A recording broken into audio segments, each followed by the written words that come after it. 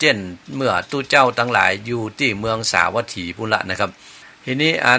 เมื่อตู้เจ้าทั้งหลายอยู่ที่เมืองสาวัตถีนั้นเนี่ยนะครับเนาะเจ้าป่อพญานาปเสนาธิโกศลนะครับแล้วก็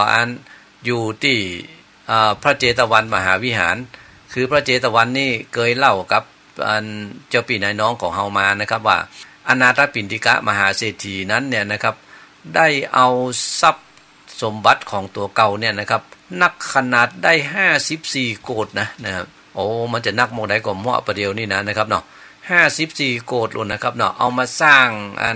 เจตวันมหาวิหารนี่นะคือเป็นตานกับพระพุทธเจ้าว่านะแล้วก็เศรษฐีเนี่ยนะครับสร้างที่นี่แล้วเอาตานกับพระพุทธเจ้าแล้วเนี่ยนะครับก็จะมาวัดตึงวันนะครับเพื่อว่ามาพอพระพุทธเจ้ามาไหว้สาพระพุทธเจ้าแล้วก็ตานพระสงฆ์องค์เนรนี่นะมาตึงวันได้หรอเปิ้นว่าถ้ามาเมื่อเจ้าก็จะเอาเข้าเอาของกินมาตัวถ้ามาเมื่อตอนก็จะเอาน้ำส้มน้ำหวานมาตานตู้เจ้าตัวถ้ามาเมื่อค่ำเมื่อแรงก็จะเอาดอกข้าวตอกดอกไม้มาไหว้สาสักการะบูชาก็เป็นอย่างนี้นะครับเนาะแล้วพระพุทธเจ้าก็อยู่ที่พระเจตวันเนี่ยนะครับเมินเหลือเปิ้นเหลือต้านนะครับเนาะอยู่ที่นี่19 วาสานะ19 วาสาครับอยู่ที่พระเจตวันนี่นะในหนึ่งก็บอกว่าเพื่อว่าเป็นการที่ตอบสายแทนคุณของท่านเศรษฐีที่ท่านเศรษฐีเนี่ยนะครับได้พอได้กวยพระเจ้าพระสงฆ์องค์เน้นแต่แถมในหนึ่งก็ว่าเพื่อนมันเป็นการง่ายที่คนทั้งหลายจะได้มาปะพระพุทธเจ้าเนี่ยคือถ้าอยู่ที่หั่นปีที่นี่ปีอย่างนี้นะคนทั้งหลายจะมาหาอย่างนะครับเนาะโอ้สมัยแต่ก่อนมันบ่ใช่ว่าขี่รถยนต์นั่งเรือบินลุ่นนะครับเข้านะครับกว่าจะเตวไปหากันได้นี่สักเตื้อนี่มันเป็นปีพุ่นนะครับกว่าจะไปพดเนี่ยนะครับเนาะเพราะเนี่ยนะครับถ้าว่าอยู่หั่นปีอยู่นี่ปีอยู่นี่3เดือนอยู่นี่เดือนเนี่ยนะครับมันก็จะบ่ได้ปะหน้าปะตากันแหละนะครับเพราะอย่างเนี่ยพระเจ้าอยู่ที่นี่เมินนะครับเพื่อว่าถ้าศรัทธาทั้งหลายมาหาเนี่ยมาที่เนี้ยนะถ้ามาที่พระเจตวันเนี่ยถึงปะพระพุทธเจ้าไรน่ะบ่ปะวาสานี่อยู่ที่นี่ถ้าเนาะแต่3เดือน4เดือนถึงปิกมาเนี่ยน่ะอันนี้ก็จำวาสานะครับเราจำวาสาอยู่ที่นี่นะที่ว่านักกว่านั้นขึ้นไปแถมเนี่ยนะครับอยู่ที่นี่ไปจำวาสาที่อื่น3เดือนก็ปิกมาที่นี่แถมเนี่ยนะครับเนาะก็ย้อนเหตุเนี่ยนะครับเนาะทำให้พระธรรมคำสอนของพระพุทธเจ้าเนี่ยนะครับมันเผยแพร่ไปได้ไกลตัวและแถมอย่างหนึ่งนะครับเปิ้นก็ว่ากันว่าเมืองสาวัตถีเนี่ยนะครับมันเป็นศูนย์กลางคือมันเป็นเมืองที่หมู่ป่อก้าแม่ขายทั้งหลายเนี่ยนะครับปากันมาก้ามาขายที่เมืองนี้หรอกเพราะเมื่อปากันมาก้ามาขายที่เมืองเนี่ยนะครับเนาะคนหลั่งไหลกันมาลึกๆลักๆมันก็ง่ายครับพอหลั่งไหลกันมาแล้วโอ้พระพุทธเจ้าอยู่ที่นี่แล้วนี่นะปากันเข้าไปเฝ้าฟังเทศก็จะได้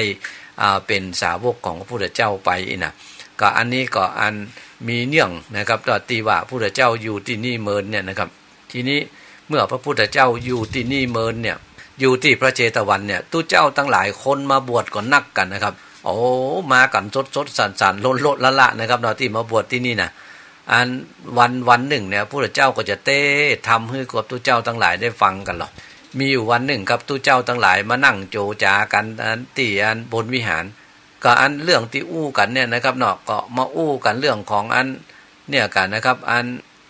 ภาษาลีบุตรพระโมคคัลลานแล้วก็ปุ่นนะครับปัดมาจนเพียวเรื่องของพระเทวทัตโอ้นอนอย่างมาค่ำขาลาวีพระพุทธเจ้าแตะพุทธเจ้าว่าหายนะจ้างนายขมังธนูนะคือจ้างคนแม่นธนูนี่นะครับเนาะขมังธนูนี่นะคนที่ยิงธนูแม่นนี่นะเอามายิงพระพุทธเจ้าหลบจ้างมาแล้วเนี่ยคือ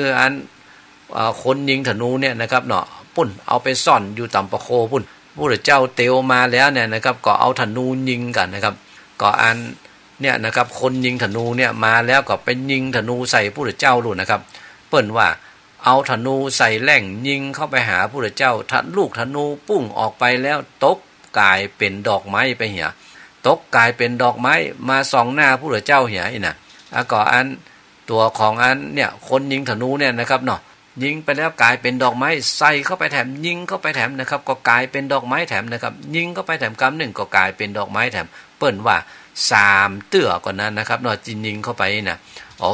พอมันหันใจอย่างอันแล้วมันก็กลัวตายกันนะครับเนาะฟังล่นปิกไปบอกคือเทวทัตลูกว่าโอ้ข้าบ่ได้ละน่ะยิงไปเมื่อใดก็กลายเป็นดอกไม้ยิงไปเมื่อใดกลายเป็นดอกไม้คนอย่างอันปะล้ำปะเหลือหายน่ะโอ้เทวทัตพอหูอย่างอันแล้วเนี่ยโอ้ข้าพระเจ้าบ่ได้แล้วนี่น่ะมันก็เลยขึ้นไปบนยอดดอยพุ่นกันนะครับพอว่าอันขึ้นไปบนยอดดอยแล้ว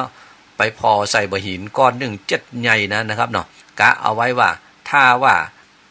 าพระพุทธเจ้าเตียวมาทางนี้นะจะกิ้งบะหินนี่ใส่สักกะม้อยน่ะจะฮื้อตายคำนี้เหี่ยกะม้อยน่ะก็ขึ้นไปทางบนก็ท่านะครับเนาะถ้าว่าพระพุทธเจ้าจะมาเมื่อใดน่ะโอ้บอกว่าอันพระพุทธเจ้าก็ซ้ำเตียวมาทางนั้นพอดีนะครับเนาะมากุมเข้านะครับกุมเข้าเตียวลัดมาทางนั้นพอดีแหละนะครับพอเตียวลัดมาทางนั้นก็เอาล่ะครับเนาะเทวทัตอยู่ทางบนหันใส่เลยครับนิ้วบะหินเขาใส่กะปดโรบะหินไม่ใช่ก้อนน้อยๆนะครับเนาะกิ้งลงมาหล่นนะครับโอ้ก้อนทัดตกใส่ตัวนี่มันถึงตายแล้วน่ะแต่ว่าพอกิ้งลงมาแล้วเนี่ยนะครับก็ปรากฏว่ามันไปโดนใส่บะหินแถมก้อนหนึ่งที่จริงมันก็กะเล็งตาไว้จะดีแล้วนะครับว่ามาซื่อนี่กิ้งลงไปนี่จะจับใส่พอดีน่ะโอ้มันจะมีบะหินอยู่ก้อนหนึ่งนะอันที่มันอยู่ขวางตางท่านเอาไว้น่ะพอบะหินก้อนนี้กิ้งเข้าไปแล้วเนี่ยนะครับเนาะมันก็ไปจนใส่บะหินก้อนนั่นกันนะครับเนาะจนใส่ท่อมก็บะหินก็แตกกะอันจากก้อนใหญ่มันก็เหลือเป็นการก้อนเล็กก้อนน้อยกันนะครับเนาะปิววุ่นๆวันๆเลยนะครับก็มีอยู่ก้อนหนึ่งนะครับเนาะไปต้องใส่ตีนพระพุทธเจ้าลุ่นนะครับเลือดไหลออกเข้าลุ่นนะครับเนาะเปิ้นว่าจนพอจ้ำเลือดนะครับเนาะจ้ำเลือดลวดบวมปองอันเนี้ยนะครับเนาะเป็นอันที่ว่าเทวทัตเนี่ยนะครับได้เนี่ยคือพระพุทธเจ้าเนี่ยนะครับเนาะเปิ้นว่าทำร้ายพระพุทธเจ้าทำจนว่าห่อเลือดนะห่อเลือดก็คือว่าได้จ้ำเลือดเนี่ยนะครับเนาะเปิ้นว่ากรรมวิบากอันเนี้ยนะครับของเทวทัตนี่นะที่เนี่ยคือว่าหลังจากที่เทวทัต